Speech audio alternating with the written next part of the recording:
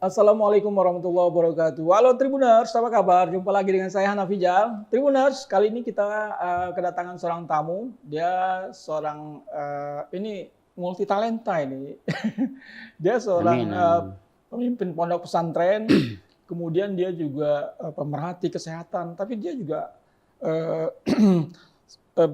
hobi dalam dunia entrepreneurship. Ya, siapa dia? Ini tamu kita. Bang HM Handani, AM Kep, SKM, MKes Bio. Biomed. Ya, Biomed. Ya, gimana kabarnya? Apa kabar, Bang? Baik, baik, alhamdulillah. Ya, alhamdulillah ya. Bang Dani panggilannya. Boleh. Bang Dani Ya. di dunia entrepreneurship. Boleh. Biasa memanggil gitu ya, Bang. Ya. Nggak apa-apa. Senang sekali bisa hadir di studio kita ya.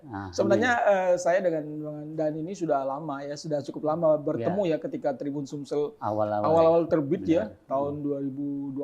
Ya, mungkin 2013 kita pernah ketemu ya. Bincang-bincang dulu hadir ya bersama kawan-kawan. Sekarang sudah banyak sekali aktivitas.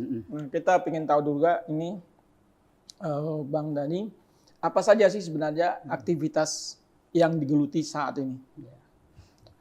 Terima kasih. Assalamualaikum warahmatullahi wabarakatuh. Terima kasih kepada Tribun yang sudah memberikan kesempatan. Ini mungkin sudah 10 tahunan lebih nih kita. Iya. Baru ketemu lagi. Baru ketemu lagi gitu ya. Iya. Sebenarnya aktivitas kita seperti biasa, seperti dahulu, yaitu belajar, mengajar, ngajar di pesantren, di sekolahan, di perguruan tinggi, kuliah umum. Kemudian ya ada hobi, yaitu di bidang entrepreneurship dan penulisan buku. Alhamdulillah penulisan buku berjalan sampai hari ini. Iya. Terus ini bidangnya beda-beda ini. Iya, benar. Perawat, kesehatan masyarakat, biomedik, kemudian pondok pesantren, kemudian penulisan buku entrepreneur. Iya. Gimana bisa mengkolab beberapa bagian seperti itu? Iya. Mungkin ini karena didikan waktu kecil.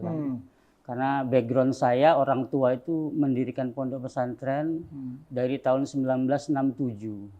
Jadi saya lahir 79 itu ya sudah dalam keadaan inilah dekat sekali dengan agama kan. Kemudian apalagi kemudian di lapang-lapang, kemudian kami ditempa, kemudian orang tua juga selain dia ini mengasuh pendidikan, dia juga seorang pebisnis. Gitu ya. Jual beli kopi zaman dulu. Mungkin dari situlah ibu juga ya ngedidik kami, misalnya jualan pempek, kemplang, kerupuk kan kayak itu. Dan itu bukan skala kecil kalau menurut saya waktu itu. Karena kalau mungkin ukuran 20 kali 20 itu penuh dengan jemuran kemplang kalau zaman dulu kan. Jadi besar kan kayak itu. Nah, jadi dari kecil itu kemudian dari kecil juga hobi masak kan. Dan saya baca buku, bukan misalnya masak-masak, bukan, tapi memang baca buku. Cara bikin sirup. Belajar benar. Jadi baca buku benar kan kayak itu belajar. Nah, jadi mungkin dari situlah. Kemudian saya kan santri. Jadi keterpaduan ini. Dan kemudian namanya di santri ini kan ada budaya mendalami ilmu. Apa ilmu yang kita inginkan itu di dalam-dalamnya. Nah, saya ini hobi membaca, menulis, jadi tergerak. Nah, puncaknya di 2006-2007. Ketika saya sudah mendirikan Stikes bersama kawan-kawan, mendirikan Stikes Muhammadiyah, Palembang. Nah, di situ kan ada pelajaran entrepreneurship. Yang waktu itu dosennya enggak ada. Jadi terpaksa nih, wah bagaimana nih? Akhirnya sudah kita bikinlah buku yang pertama diterbit di 2010. Entrepreneurship, giat melihat dan memberdayakan potensi bisnis. Nah itu. Tapi memang sebelum dari 2000 itu kita ya sudah ditempa oleh lingkungan itu. Lingkungan itulah yang membuat kita memang bisa tampil dengan potensi-potensi yang luar biasa itu ya. Iya, benar-benar. Dengan berbagai sektor bisa dikuasai. Iya, benar. Iya. Nah, dari beberapa sisi ini, apakah memang karena itu tumbuh dengan sendirinya atau juga langsung diasah oleh kemampuan Bung Dhani? Jelas kan orang tua kalau dulu otodidak, dia memberikan. Tiap sore saya diajari orang tua menyusun uang, hitung duit tiap sore itu. Nah, dengan bahasa Palembang betul. Nah, setelah itu ya kebiasaan terus. Nah, tapi di samping itu saya kan belajar, bertemu orang-orang hebat dengan misalnya kayak Prof. Edi Suwandi Hamid, Rektor UII, kan, Prof. Suyatno, kan, Prof. Busro Mukodas, waktu yang KPK ya. Nah, pertemuan-pertemuan itu yang membuat saya juga tumbuh keinginan untuk maju, misalnya untuk bikin buku dan sebagainya. Dan ada juga dari teman-teman kan mengingatkan kalau gajah itu mati meninggalkan gading, harimau mati meninggalkan belang, nah manusia mati meninggalkan nama. Nah, nama ini yang saya kejar. Jadi dari dulu saya pengennya itu bagaimana mendobrak atau membangun atau menciptakan segala sesuatu. Setelah kita ciptakan ya sudah ikhlas saja kan gitu. Karena ibaratnya tuh kita di dunia ini kan sementara. Jadi ketika sudah kita bangun, kita buat ya sudah silahkan yang lain. Kita berkontribusi di tempat yang lain lagi. Betul. Jadi Bang Dhani ini mampu mengkompilasi seorang santri yang punya wawasan tentang keislaman, kemudian juga sebagai pelaku bisnis dan pengamat bisnis, karena memang dari kecil di lingkungan ditempa oleh orang tua dan bisnis ya. Kemudian juga belajar tentang kesehatan sebagai seorang perawat, biomed ya. Jadi hasilnya adalah terciptanya buku-buku yang mendekati itu. Saya santri, saya bikin yang namanya buku ini buku pendidikan agama Islam, Islam dan kebidanan. Islam dan kebidanan. Jarang sekali ini ya. Iya. Islam dan kebidanan. Jadi mengkompilasi tentang sisi-sisi dunia Islam dalam bidang kesehatan. Itu banyak dokter-dokter yang tidak tahu misalkan masalah cloning. Siapa itu cloning? Kan dianggapnya cloning itu adalah ilmu yang baru. Padahal ketika penciptaan Siti Hawa itu Allah menggunakan ilmu cloning. Ilmu cloning ya. Cloning. Jadi Nabi Adam di-cloning kan gitu. Sehingga terciptalah Siti Hawa. Kalau orang sekarang menganggap wah itu ilmu hebat, enggak kayak gitu. Nah, jadi apalagi penciptaan manusia. Nah, kemudian ada kan kita misalnya melihat orang hamil dengan wajah beda misalnya. Dan itu sudah dijelaskan di dalam Al-Qur'an kayak gitu. Tentang haid dan sebagainya sudah. Jadi sebenarnya Al-Qur'an itu sendiri mengandung banyak ilmu pengetahuan tentang kesehatan kehidupan manusia ya. Makanya kalau orang Islam anti ilmu fisika, ilmu kimia, ilmu biologi, kayaknya ini Islamnya kurang dalam ini. Karena memang Islam itu ketika Allah ngomongkan wa idh qala rabbukal malaikati inni ja'ilun fil ardi khalifah. Ketika Allah ngomongkan mau menciptakan manusia, Allah ngomong sama malaikat menciptakan pemimpin di muka bumi. Dari kata bumi itu sudah kelihatan. Bumi itu ada unsur apa? Ada fisika, ada kimia, ada biologi, ada matematik di situ. Nah, itu unsur-unsur yang terkandung di dalam bumi itu sendiri. Tapi kan jarang orang yang mengkaji seperti itu. Nah, kalau saya mencoba memang waktu dulu kebetulan waktu SMA dipercaya oleh orang tua untuk ngajar fikih. Dan saya tuh waktu itu enggak mau ngajari fikih Sulaiman Rasyid. Saya inginnya fikih kajian Islam modern. Nah, jadi kajian Islam modern itu tentang penciptaan bumi, penciptaan makhluk, kan itu yang kita bahas. Iya, lebih bersifat keilmuan ya. Ya. Jadi pendekatannya ke ilmu memang sudah dari SMA sudah terbiasa kayak. Iya.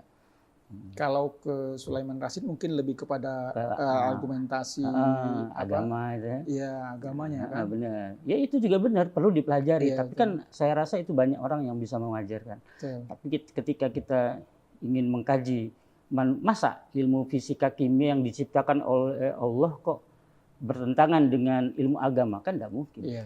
Jadi disitulah juga yang memotivasi ya, ini juga Ustadz ya, Ustadz Hamdani ini mendalami ilmu tentang pentadaburan Al-Quran di situ. Iya. Oke.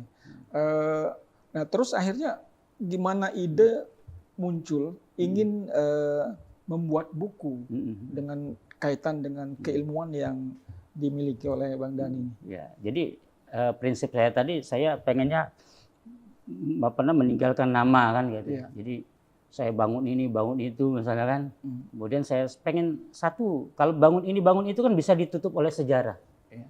Misalnya kayak kita pernah jadi ketua pembangunan Stikes Muhammadiyah Palembang. Iya. Mungkin sejarah akan lambat laun akan tertutup. Iya. Kayak itu. Misalnya saya pernah bikin Akademi Kebidanan Pondok Pesantren misalnya. Iya. Dan sejarah bisa ditutup kan gitu. Tapi kalau buku nggak bisa. Nah, jadi buku saya tuh ya alhamdulillah ketika saya baca orang membuat referensi atas nama saya Hamdani Muhammad. Ya kan? Iya. Itu kita wah bangga kan gitu. Ya. Artinya buku kita dibaca. Iya. Dan itu bukan hanya di Palembang, bahkan ada yang dari luar negeri sudah mengutip kan kayak gitu.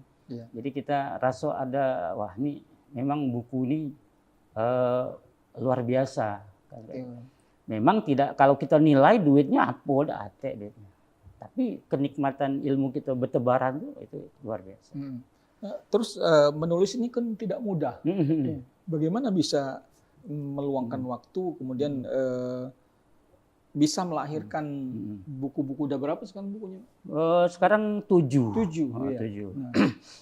Buku cara menulis zaman dulu sama zaman sekarang berbeda, sangat berbeda. Kalau sekarang pakai AI. Kalau misalnya ada orang bikin buku sekarang mungkin kita asosiasikan atau kita bisa simpulkan pakai AI 70%-nya kan 70%, gitu. Artinya semakin mudah. Semakin mudah. Buku, gitu ya. Jadi kalau sekarang ada orang yang tidak bisa bikin buku, wah itu kayaknya tidak memanfaatkan teknologi. Iya. Nah kalau zaman dulu biasanya saya ini satu buku ini mungkin saya beli di Gramedia itu 10 sampai 15 buku. Sebagai referensi. Ya? Jadi saya baca 15 sampai 10 sampai 15 buku ini saya analisis kemudian mana yang tambah, mana yang kurang. Misalnya kayak Asuhan Kebidanan Komunitas ini. Iya. Ini pada waktu saya punya kebidanan, saya merasa tidak puas terhadap dosen yang mengajar. Iya. Loh kok ilmunya tidak sesuai dengan standar public health secara internasional. Kan kayak itu. Wah ini agak susah nih. Dan saya beli buku dan rata-rata semuanya hampir dari 10 buku tuh 9 yang kayaknya kurang tepat. Iya. Jadi ada satu buku yang kemudian saya jadikan rujukan, kemudian juga saya combine dengan yang public health care secara nasional, internasional. Akhirnya saya bikin buku ini. Buku ini kalau menurut saya sangat sampai sekarang masih dipakai kan gitu. Karena di komunitas ini kan yang dibahas bukan hanya komunitas secara ini saja, secara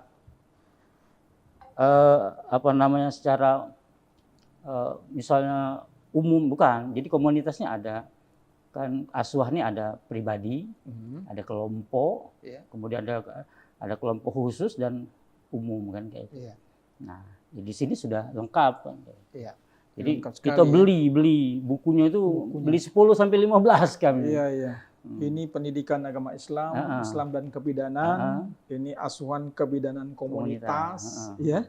Ini lagi promosi kesehatan. Ini promosi kesehatan untuk kebidanan. Nah, ini, itu lagi direvisi itu. Lagi revisi ya. Dan ada yang terbaru ya, ada terkait dengan entrepreneurship. Entrepreneurship ada, apa namanya? Untuk mahasiswa juga. Untuk mahasiswa. Iya. Itu malah justru saya untuk entrepreneurship ini saya sangat anjurkan kepada seluruh perguruan tinggi itu harus ada mata pelajaran entrepreneurship. Iya. Dan itu wajib diberikan pada semester awal. Semester awal, semester pertengahan, dan semester akhir. Iya.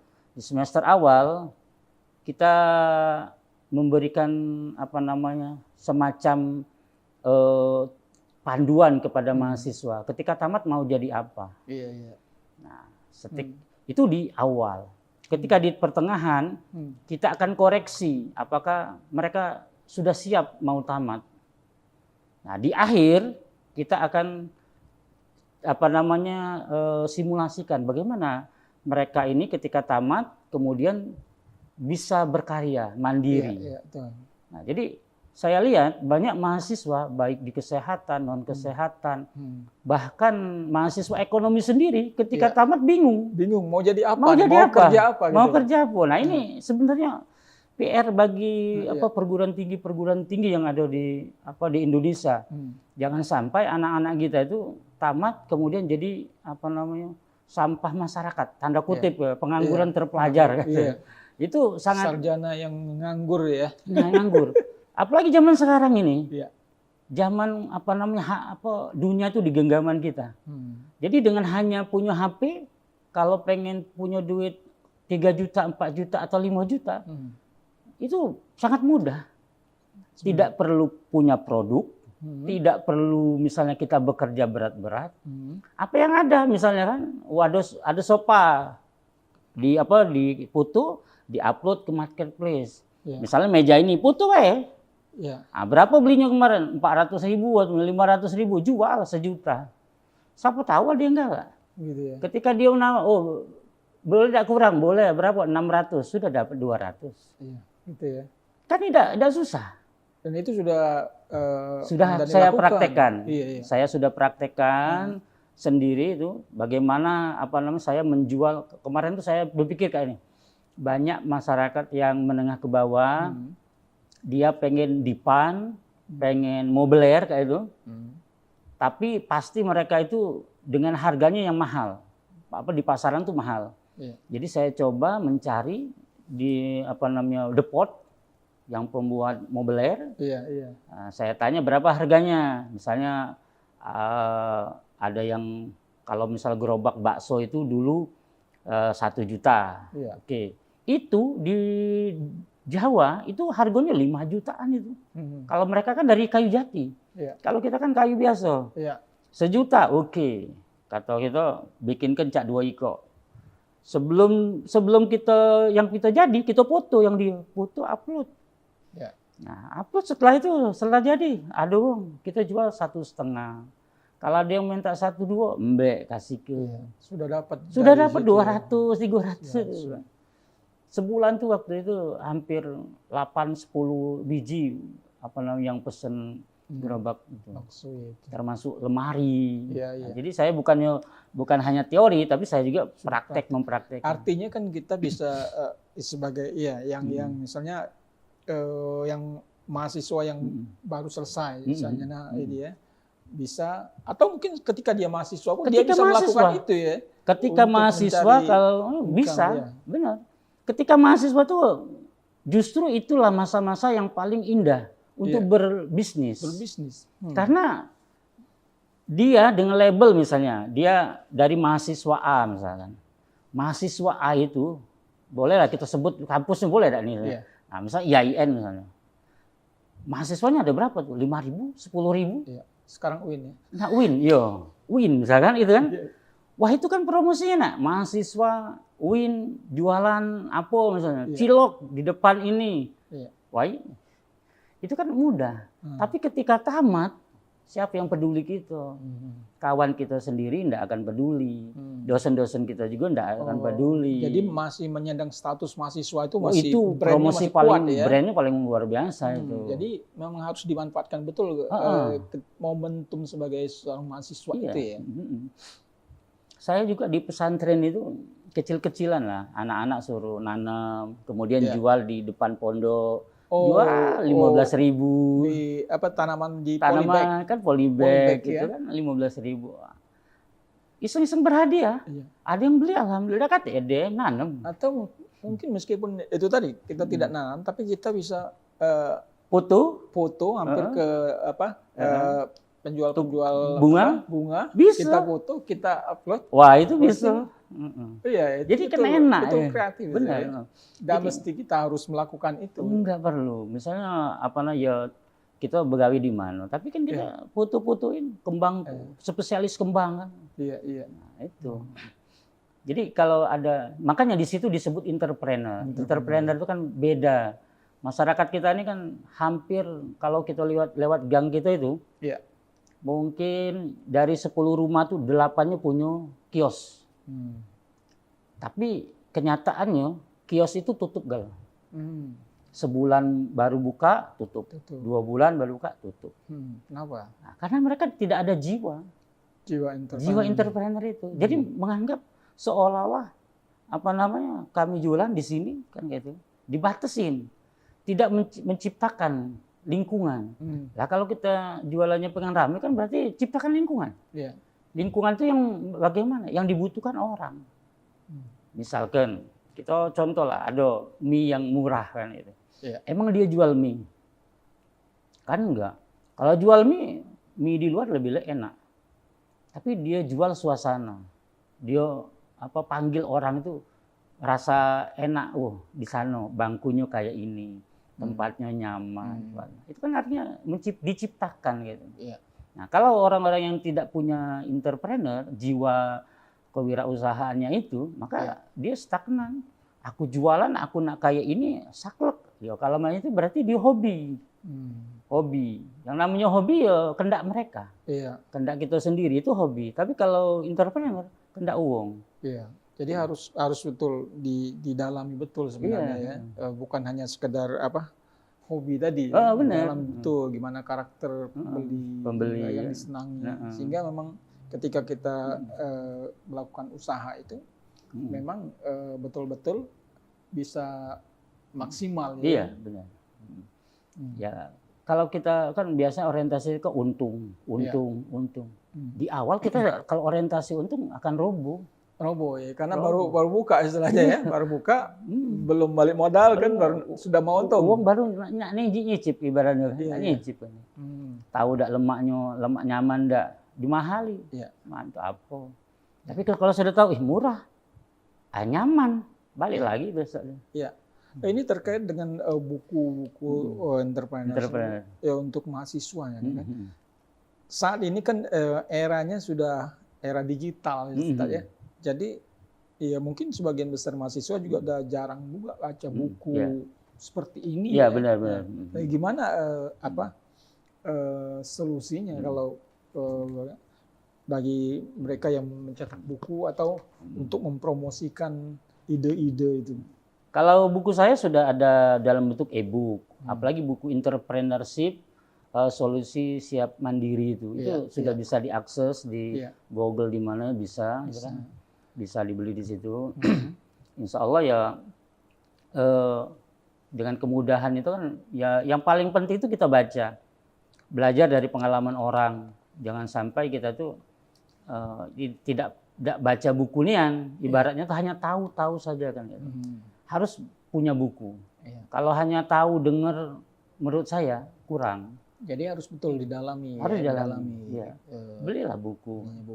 Kemudian ada trik-triknya gitu ya. Iya, benar. Pasti ada dalam entrepreneur itu pasti ada hambatan-hambatan, Oh iya, rintangan, bagaimana mengatasi persoalan-persoalan rintangan itu, ya.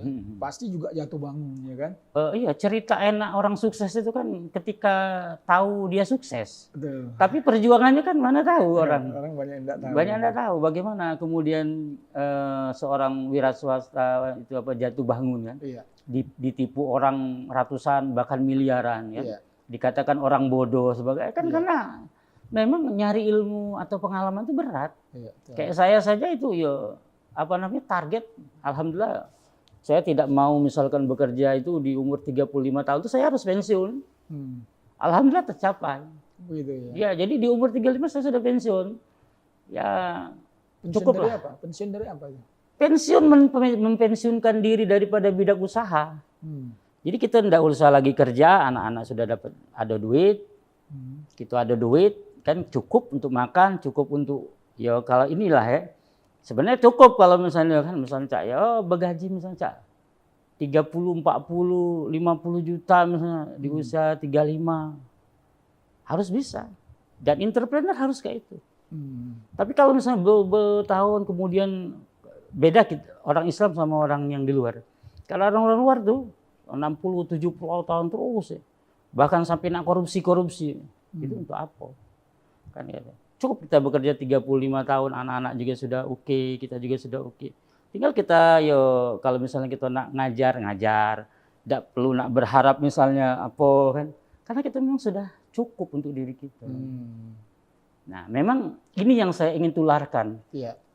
Kepada mahasiswa, kepada universitas-universitas. Jangan sampai anak-anak kita ini di umur 35 atau 40 tahun masih berjuang gitu.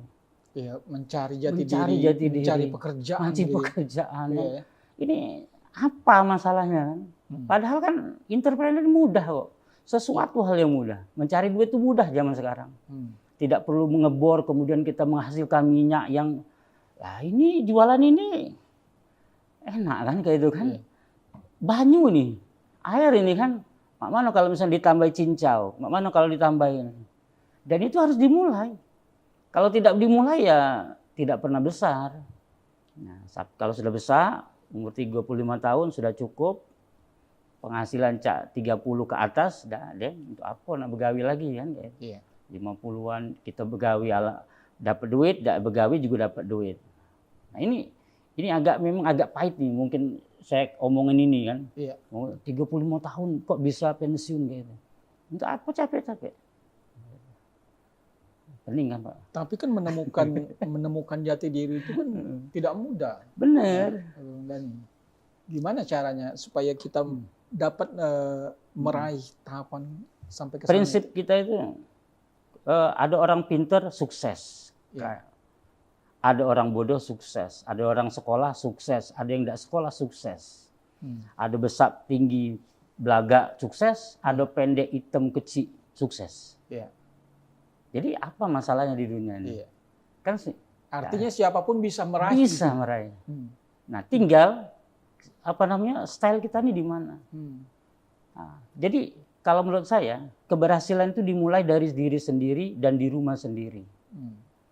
Kalau kita dengan diri sendiri misalnya disiplin, tekun, rajin, kuat, fisik, mental. Ini yang penting. Makanya Rasulullah itu ketika umur 25 tahun, mahar sama Siti Khadijah itu. Siti Khadijah ini saudagar. Paling kaya. Tidak mungkin galak sama Muhammad yang bukan Nabi waktu itu miskin. Galak tidak? Ada enggak wong jando kayo galak sama miskin? Mana secara ada? Logika ada. Nah, jadi ketika Nabi Muhammad umur 25 tahun, Nabi Muhammad melamar Siti Khadijah itu maharnya 100 unta. 100 ekor unta. Kalau dia berapa tuh kira-kira? Nah, kalau 30 juta, unta biasa harganya 30 juta. 30 juta. Tapi kalau dikali ke 100, 3 miliar. 3 miliar. Artinya Nabi Muhammad itu kaya. Umur 25 tahun. 25 tahun. Nah, dia freedom umur 40 tahun. 40 tahun. Jadi freedom, dia tidak mau kalau ada harta. Nah, bukan berarti Rasulullah miskin, bukan. Tapi dia menyalurkan hartanya.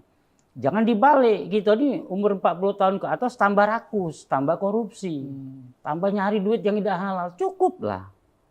Anak bini itu pasti ada rezekinya dewek. Jangan sampai ditimbun-timbun. Tapi kan harus dibekali emang, istri harus dibekali. Ya kan harus, anak-anak harus dibekali. Saya juga dengan anak-anak saya sering diskusi. Misalnya pagi tadi anak saya yang keempat tuh dapat medali. Medali ini apa namanya, olimpiade lah ya. Nah kemudian kakaknya yang nomor 3 nimbrung, ya bidak mana. Nah kebetulan dia kan sarjana apa namanya masih kuliah SI. Nah, jadi sertifikatnya harganya berapa, medali ini berapa. Alangkah hebatnya orang SI yang menciptakan soal, dibikinnya olimpiade, kemudian setiap orang yang menang dikasih medali dan sertifikat yang harganya hanya cuma 50.000. Nah, saya tanya sama anak nomor 4 tuh, berapa pesertanya? 2.000 bi, Masya Allah. 2.000. Anggap dari 170, bayar 170 tuh, 100-nya lah untung dia. 100 dikali 2.000. Berapa? 200 juta.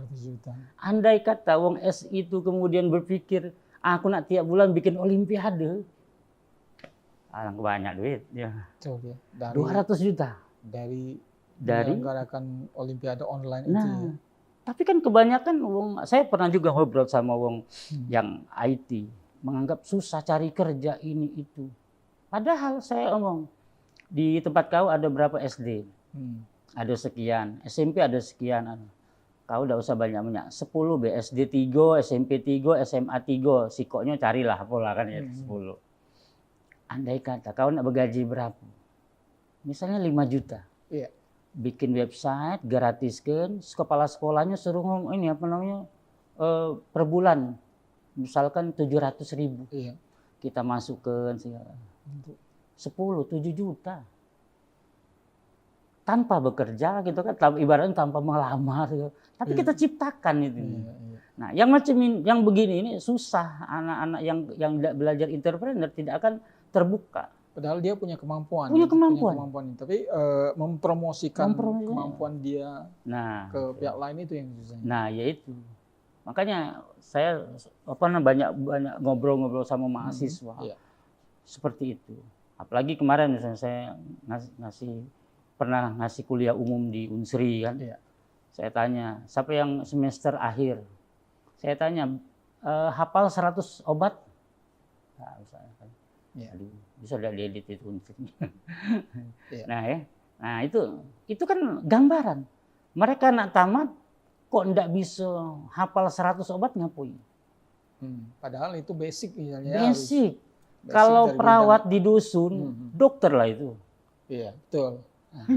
Bidan, mantri, istilahnya mantri itu dokter lah ya. Makanya kalau dokter hanya belajar ilmu kedokteran tanpa belajar ilmu promosi kesehatan. Promosi kesehatan ini, mereka tidak bisa menjual. Kayak bidan misalnya, saya sering bicara sama mahasiswa saya tuh, bidan itu pengangguran yang kaya. Kamu pengen pengen duit berapa sebulan? Cuman begawi sehari atau 2 hari dapat 1 juta. Lah berdoa sama Allah, ya Allah minta pasien melahirkan sebulan siko. Ambil 500 2 iko 1 juta kan? Atau 1 berapa sekarang kan sudah hampir 3 juta. Nah, kerja dia cuma cukup ke warung beli cabai 1.000 apa 5.000. Beli ini. Mengapa nak 5.000 nak tiap hari datang ke warung? Komunikasi. Ngobrol, interaksi sama ibu-ibu sore-sore keluar rumah, tiap hari Minggu bikin senam. Itu kan menciptakan peluang.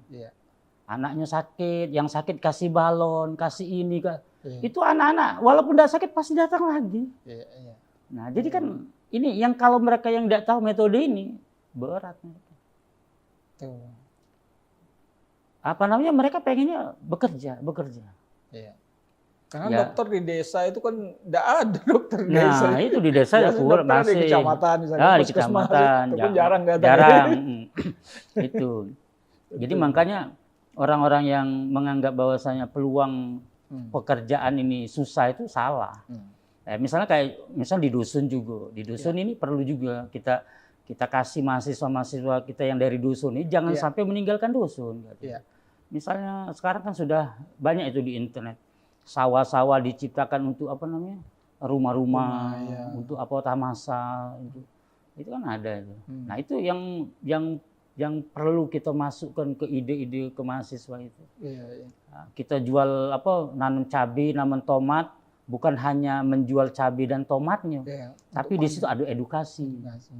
Kepada anak-anak TK datang 5.000 masuk misalnya, atau Rp1.000, metik tomat langsung, itu sudah harus kita ini kan masukkan ke pikiran-pikiran mahasiswa ini. Mana dia misalnya jurusan pertanian, tidak mau nani itu apa? Kan kayak aneh gitu ya. Aneh kan. Tidak mau padi kan gitu. Lah, orang-orang di luar sana sudah nanam padinya sudah luar biasa.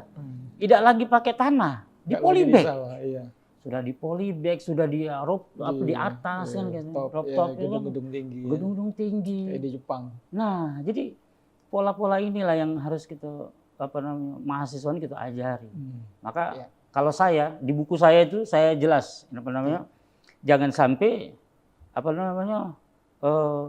kita ini jadi kaum feodal kan ya. Kaum priai seolah-olah kan kalau PNS itu seolah-olah priai kan gitu. Nah, kalau kita lihat ya gaji mereka bisa ditakar.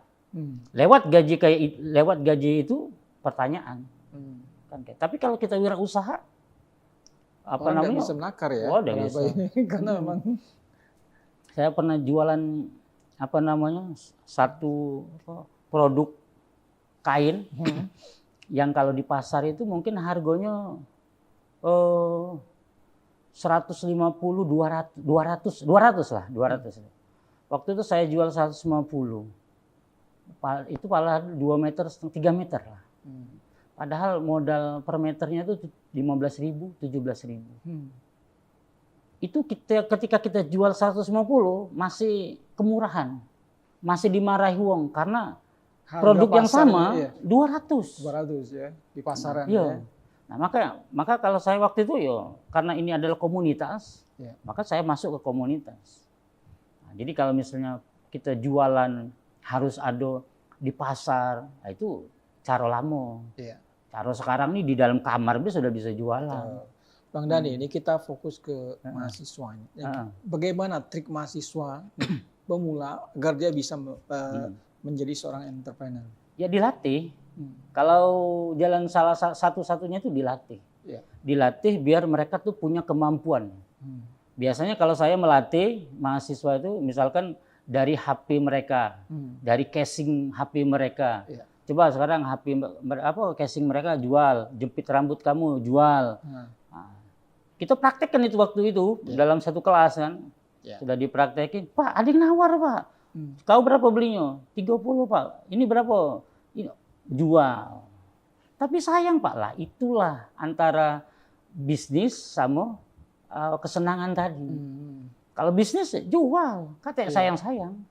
Nanti cari pengganti. Nah, ganti lagi ngampui. Nah, kan ini beratnya itu kan mahasiswa seperti itu antara sayang sama bisnis ini dia masih ini kan. Dia jualan kain, yang aku senang. Orang lain senang enggak? Kayak itu. Gitu ya. Jadi ketika kita jual kemudian ada yang senang, majulah. Kita udah kata urusan dengan kita. Kan kayak itu. Kita kan perlu duit, beli lagi kan gitu. Nah, jadi kalau untuk mahasiswa memang penting harus dilatih. Saya lihat ada beberapa mahasiswa yang sudah mulai itu. Jualan pulsa. Tapi jualan pulsa itu sekarang tergerus dengan adanya dana, adanya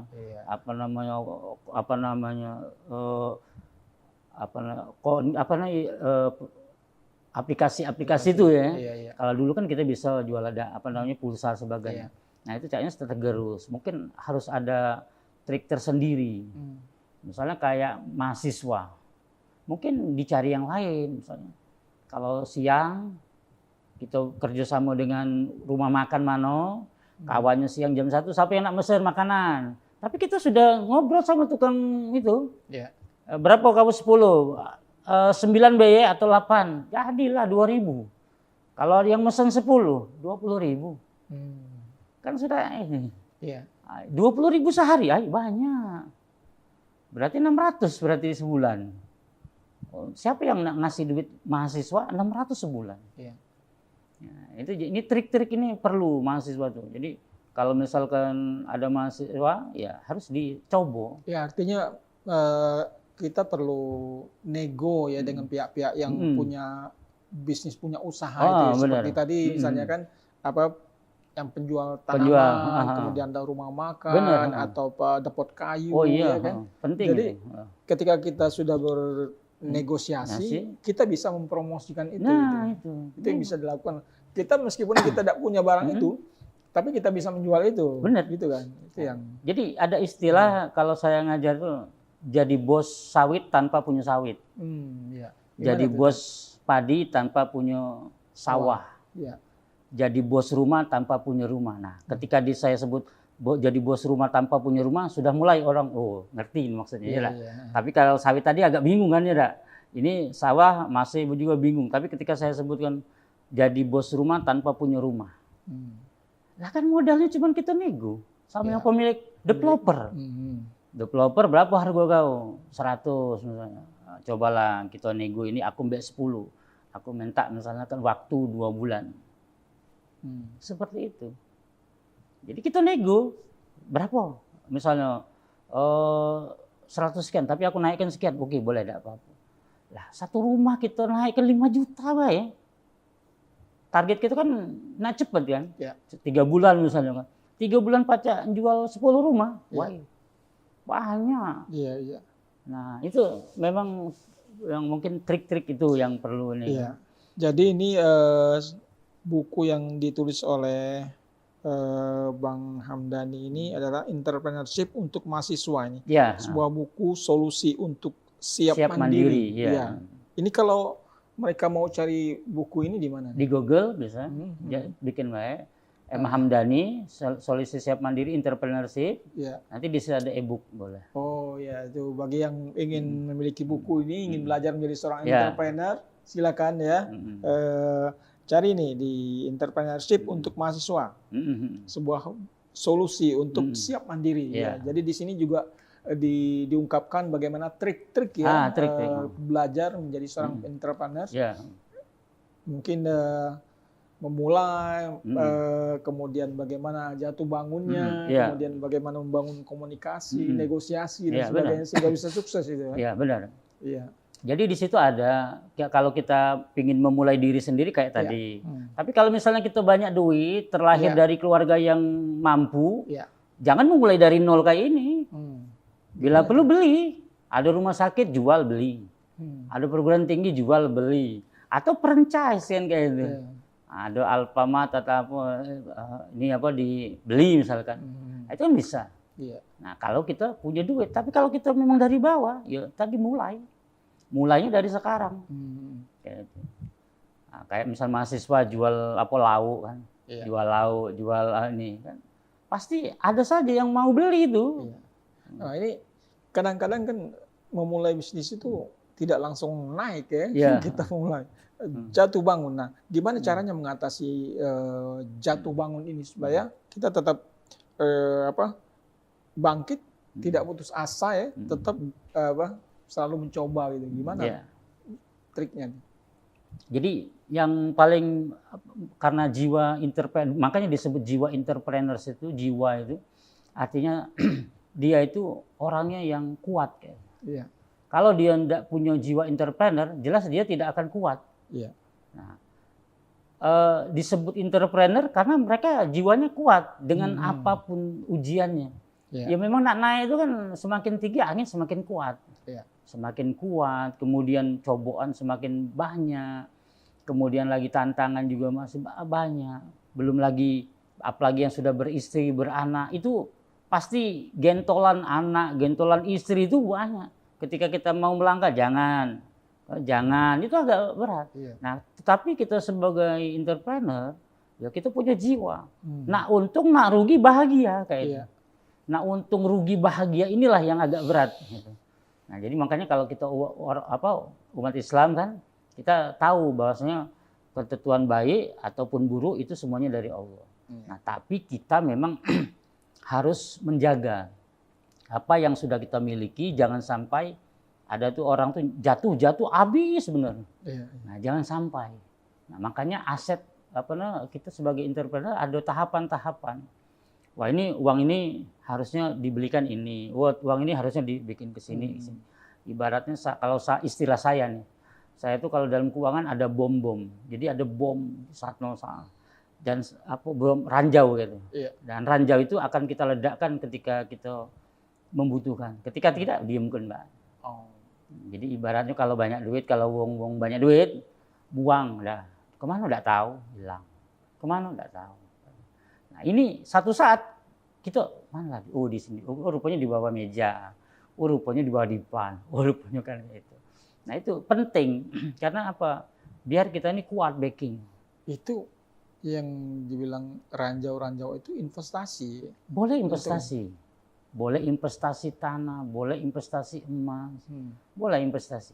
Boleh kalau sudah besar itu kita mulai menyicil yang pasif income, misalnya kayak kebun. Dari 1 hektar, 2 hektar, terus. Memang kan godaannya nanti, enggak untung, biarin enggak untung. Satu saat dia akan bermanfaat bagi kita. Kan ada uang tuh, ada untung, jual. Padahal belum saatnya dijual. Jadi nunggu momentum ya? Iya, nunggu. Nah, kalau kita sudah tahu, sudah ada itu, kita nak mamalun santai. Itu. Nah, ini yang salah satu triknya. Ya kalau saya sih berharap benar gitu kan. Perguruan-perguruan tinggi di Sumatera Selatan khususnya kan, dosen-dosen entrepreneur ini jangan hanya teori, tapi sudah harus praktek dan memang dia ibaratnya tuh kalau dia masih jadi dosen, kemudian dia makannya dari situ ya, artinya harus cari dosen dari luar. Yang betul-betul memang dia seorang pelaku usaha gitu ya. Yang mereka tidak tidak hanya sekedar teoritis gitu ya. Iya, apalagi misalnya kan maaf ngomong kan ibaratnya target kita mahasiswa itu kalau saya di santri-santri walau tuh SMP SMA. Saya ini ngomongin ini ada rumah harganya 300 juta, ada yang 1 miliar. Kamu nak pilih mau 1 miliar, Pak? Oke, berapa tahun kau tamat dari SMA akan beli? Sekian, Pak. Emang usaha apa yang kau bikin? Ayam, Pak. Ayam berapa sehari kau jual? 1.000 ekor, Pak. Berapa 1.000 ekor? Terus saya pelajari saya arahkan pikiran dia. Sehingga aku setiap hari, Pak, dapat 7 juta, 8 juta. Kurang misalnya untuk 1 miliar. Jadi terpikir mereka, berarti usahaku harus besar. Keinginan aku besar kok, usahanya kecil. Entah berapa umur kamu nak pensiun? Di umur 35, 40 tahun, mana? Umur berapa yang pensiun? Berapa ketika umur 35 tahun, kau tanpa kerja, punya duit enggak misalnya 40-50 juta, punya enggak? Kalau tidak dapat, berarti belum. Nah, ini penting. Jadi santri pun aku ini.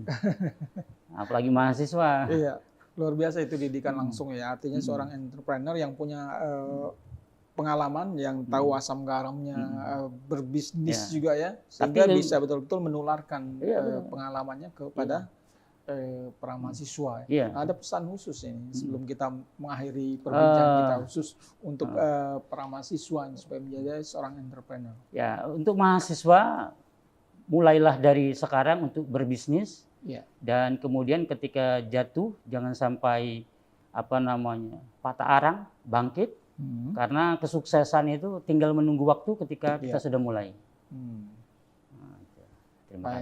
Terima kasih ini. Tribuners, luar biasa perbincangan kita dengan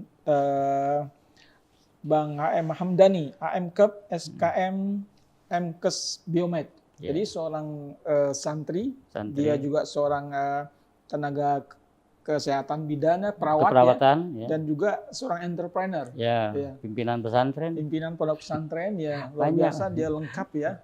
Mudah-mudahan sharing pengalaman yang sudah disampaikan oleh Bang Dani tadi bisa membuka wawasan, terutama kita yang belum punya jiwa entrepreneur, bisa memulai, ya, bahwa kita bisa menghasilkan sesuatu yang bersifat positif dari hanya dalam genggaman kita, ya.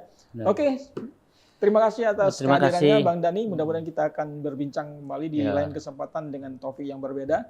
Tribuners, kita akan jumpa di lain kesempatan dengan waktu yang berbeda. Assalamualaikum warahmatullahi wabarakatuh.